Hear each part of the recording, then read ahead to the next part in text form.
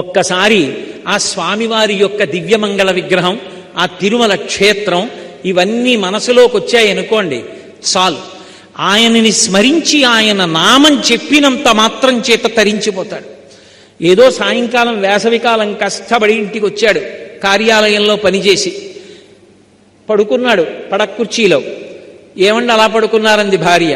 అబ్బా వేడి ఎంత తాపం రోహిణీ కార్తీ, ఉండండి కాస్త పల్లరసం తెచ్చిస్తానంది. చల్లటి గాలి వస్తోంది దక్షిణం నుంచి. కళ్ళు మూసుకున్నాడు.